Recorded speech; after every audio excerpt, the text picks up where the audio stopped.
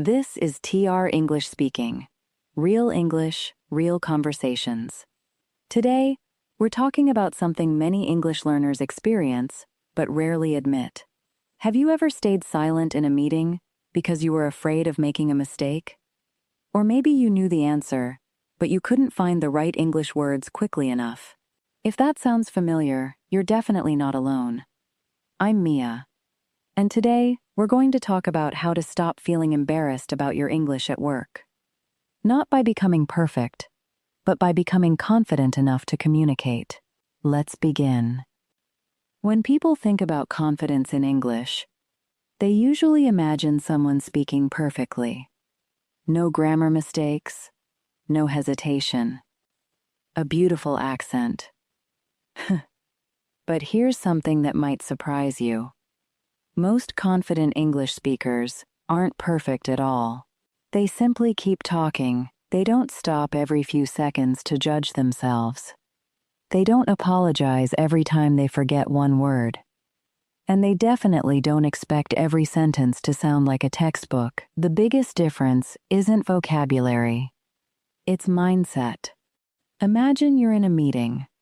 Your manager asks, "Mia, what do you think about this idea?" Immediately, your heart starts beating faster. You know what you want to say, but another voice appears inside your head. What if my grammar is wrong? What if everyone notices my accent? What if they laugh? So, you smile, and you say, "I'm okay with anything," even though you actually had a great idea. Does that situation feel familiar? If it does, you're experiencing something called language anxiety, and it's incredibly common. Here's an interesting fact.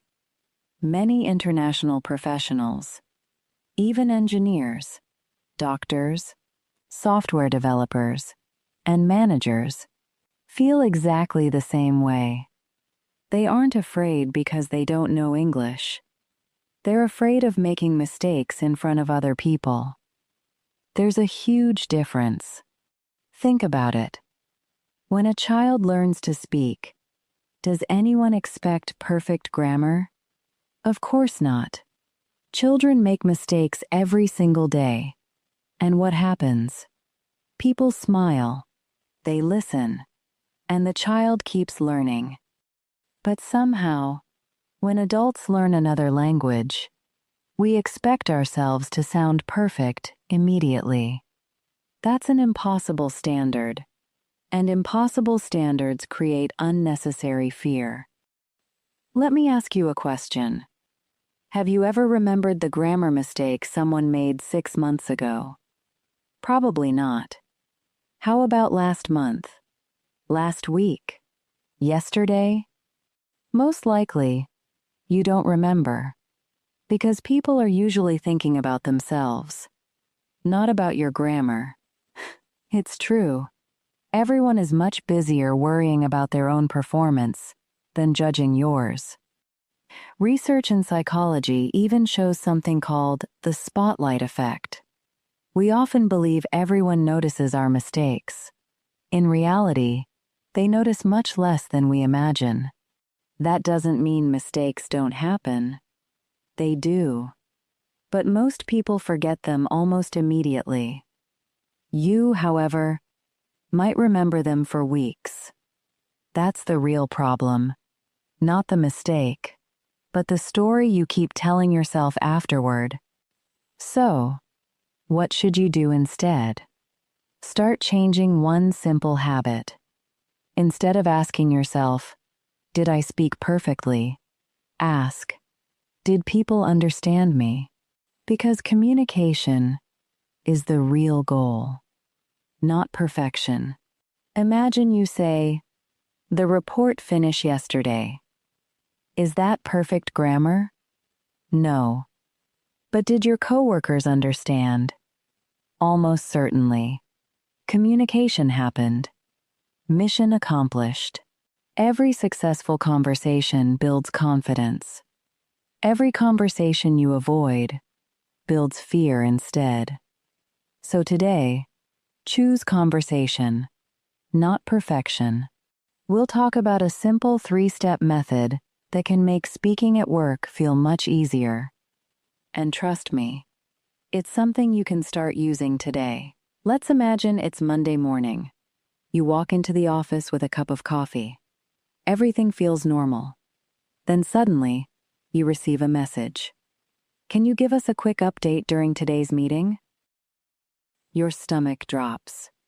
Not because you don't know the project. You know it very well. You've been working on it all week. The real problem is this.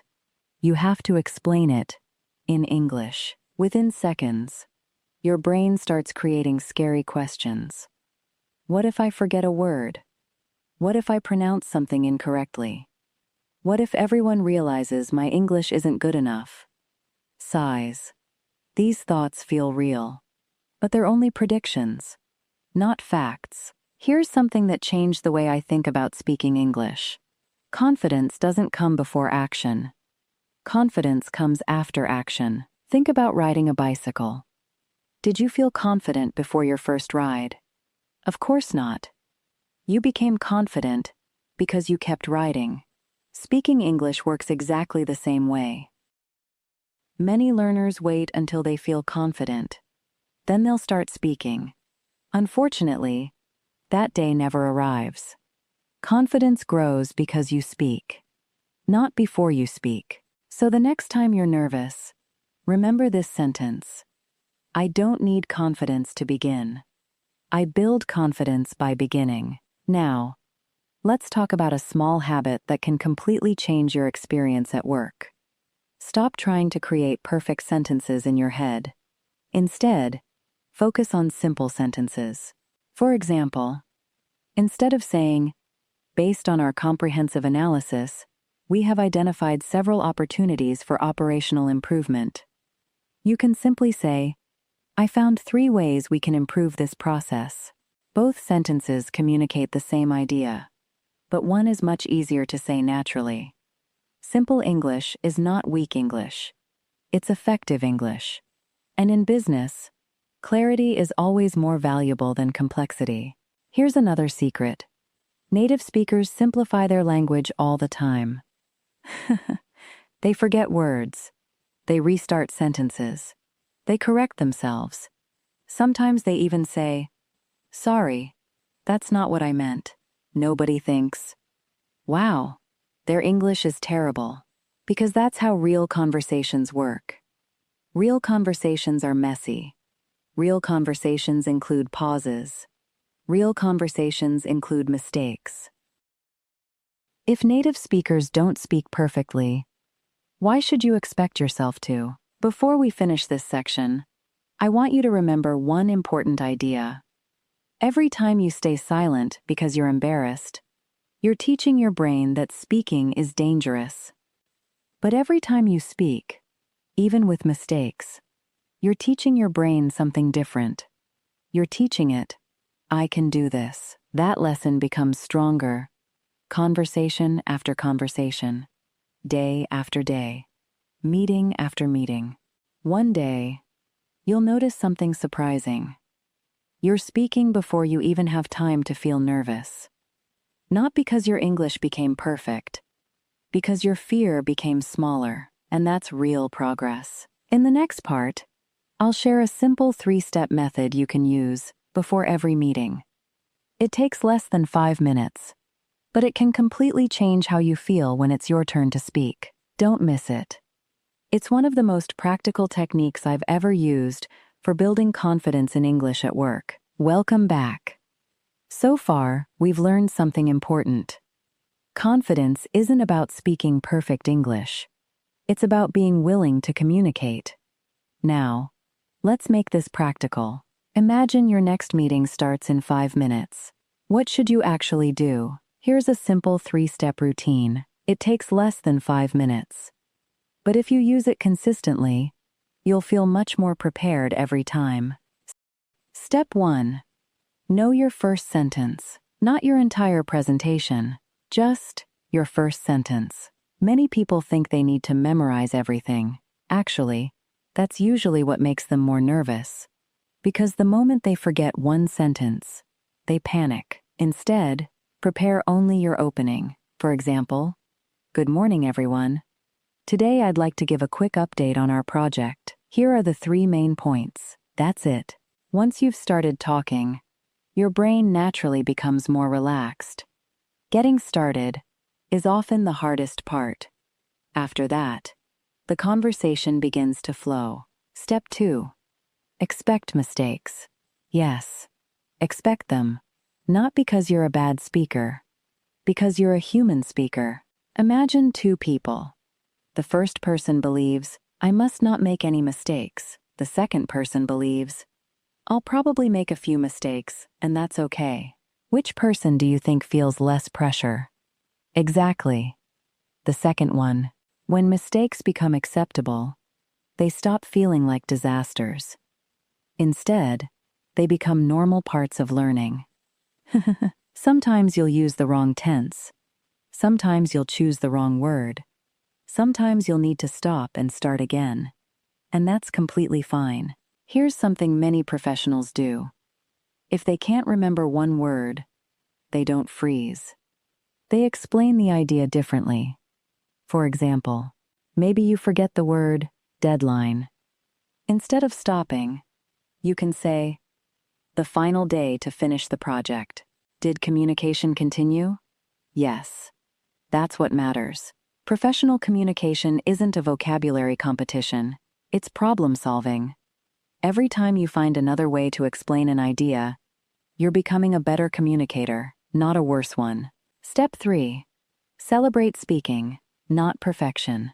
After every meeting, don't ask, "How many mistakes did I make?" Instead, ask yourself 3 different questions. Did I speak today? Did people understand me? What did I do better than last time? Those questions train your brain to notice progress instead of failure, and progress is what creates long-term confidence. Let's imagine you spoke only twice during today's meeting. Last month, you said nothing. That's improvement. Celebrate it. Maybe today, you asked one question. Celebrate it. Maybe today, you corrected yourself without panicking. Celebrate that too. Small wins don't look very exciting, but they're exactly how big confidence is built. Think about learning anything new. Playing the piano, driving a car, learning to swim. Nobody becomes an expert in one day. English isn't different. The people who improve the fastest aren't always the smartest. They're usually the ones who keep showing up, who keep speaking, who keep trying, even after uncomfortable moments. In the next section, we'll talk about something even more challenging. What should you do when you actually make a mistake in front of everyone? And why that moment might become your greatest opportunity to build confidence. Now, let's talk about the moment everyone fears. Making a mistake. Right in the middle of a meeting. Maybe you're explaining an idea, and suddenly, you realize you used the wrong word, or perhaps someone politely says, "I think you mean size." Your face feels warm, your heart starts racing, and you think, "That's it. Everyone knows my English isn't good enough." But here's what usually happens in real life. People hear the correction, they understand your meaning, and within a few seconds, they move on. You're the only one still thinking about it. Here's a sentence I'd love for you to remember. Mistakes are temporary. Silence can become a habit. One small mistake lasts a few seconds, but staying silent for months can stop your career from growing. Think about that. Which is actually more expensive, one grammar mistake or never sharing your ideas? For most people, the silence costs much more. Imagine your manager asks, "Does anyone have another suggestion?" You have one. It's practical. It could even save your team time, but you stay quiet. Not because the idea is bad, because you're worried about your English. A few moments later, someone else suggests almost the same idea. Everyone loves it. The meeting moves on, and you're left thinking, I wanted to say that. That feeling hurts much more than making a small language mistake. So, what should you do if you make a mistake? Keep going, really. That's the strategy. For example, I send the report yesterday. Then you notice it. Simply say, sorry, I sent the report yesterday. And continue. Don't stop. Don't apologize 5 times. Don't explain why you're nervous. Just correct yourself and keep moving. That feels natural. Native speakers do this every day. They correct themselves without making it a big event. You can do exactly the same. Here's another helpful habit. Slow down. Not because your English is weak, because clear speakers usually speak a little more slowly. When we're nervous, we often rush. We breathe less. Our words become less clear. Ironically, trying to sound more confident can make us harder to understand. Instead, pause. Take one comfortable breath. Then continue. Those short pauses don't make you sound less professional. They often make you sound more thoughtful. And your listeners have more time to understand your message. There's another mindset that can completely change your experience. Replace this question, what if I make a mistake? With this one, how can I help people understand my idea? Notice the difference. The first question focuses on you. The second question focuses on your audience. When your attention moves toward helping others, your fear becomes much smaller. Because your goal is no longer to impress people. It's simply to communicate clearly. And that's exactly what great communicators do. They focus on the listener, not on themselves. In the final part of today's episode, we'll talk about a daily 5-minute practice that can dramatically improve your confidence at work. We'll also finish with one challenge that you can start using in your very next meeting. Welcome back. We've talked about confidence. We've talked about mistakes. Now, let's finish with something you can actually practice. Not next month. Not next week. Today. I call it the 5-minute confidence routine. It doesn't require a textbook. It doesn't require a teacher. And you can do it almost anywhere. Minute 1. Talk about your day out loud, not in your head.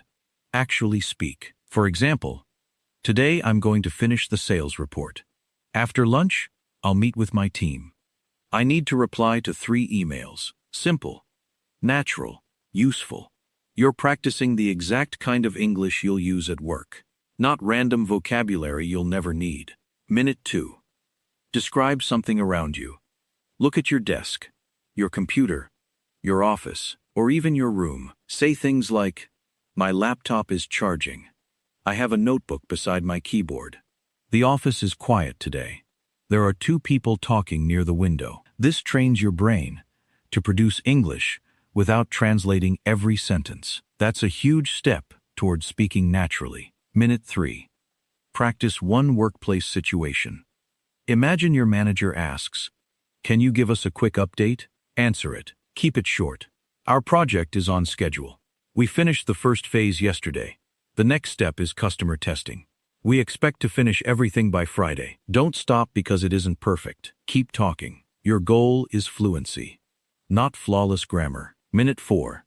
Practice recovering from mistakes. Yes. Practice making mistakes. Say, I send the email, then correct yourself. I sent the email this morning. Continue immediately. The more you practice recovering, the less you'll panic during real conversations. You'll know exactly what to do. Correct yourself. Smile. Keep going. Minute 5. Finish with one positive sentence. Not about your English, about your progress. For example, I spoke English today. I finished my practice. I'm getting better every week. I don't need to be perfect. I just need to keep improving. These sentences may seem small, but they slowly replace years of negative self-talk. Instead of telling yourself, my English isn't good enough, you begin telling yourself, I'm improving every day. And your brain starts believing it. Here's something interesting. Think about the people you admire at work. The confident presenter, the friendly colleague, the The manager who communicates clearly. Do you think they were born confident? Probably not. They became confident, one conversation at a time, one meeting at a time, one uncomfortable moment at a time. Confidence isn't a gift, it's a habit, and habits can be built. So, the next time you're sitting in a meeting and your heart starts beating faster, remember this: you don't have to impress everyone. You only have to communicate one idea clearly, just one. Then another, then another. That's how confident speakers are made. Not in one big moment, but through hundreds of small ones. We'll finish today's episode with one final challenge, and I hope you'll actually accept it. Before we say goodbye, I have a challenge for you. Not a difficult one. Just one small action. One action that could change how you feel about speaking English at work. At your next meeting, I want you to speak at least once. Just once. You don't have to lead the discussion.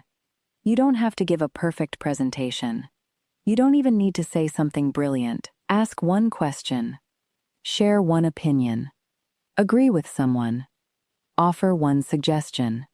That's enough. Every confident speaker started exactly the same way. One sentence at a time. Maybe you'll feel nervous. That's okay. Maybe your voice will shake a little. That's okay too. Maybe you'll make a grammar mistake. Guess what? That's okay as well, because none of those things determine your future. What matters is that you spoke. You showed up. You gave yourself another opportunity to improve. And that's something to be proud of. I want you to remember 3 simple ideas from today's episode. First, communication is more important than perfection. Second, confidence grows after you speak, not before. And third, every conversation is practice. Every meeting, every phone call, every presentation, every casual chat with a coworker. They're all helping you become a stronger English speaker. Even when it doesn't feel that way, imagine yourself 1 year from today. You walk into a meeting. Someone asks for your opinion. This time, you don't freeze. You don't spend 30 seconds translating in your head. You simply smile, take a comfortable breath, and begin speaking, not because your English is perfect, but because you've practiced. You've made mistakes.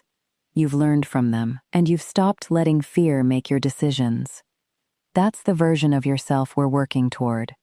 And every small conversation brings you one step closer. Before we finish, I'd like you to answer one question. Think about it for a moment. What's one situation at work where you feel the most nervous speaking English? Is it meetings, phone calls, presentations, or casual conversations with coworkers? Leave your answer in the comments.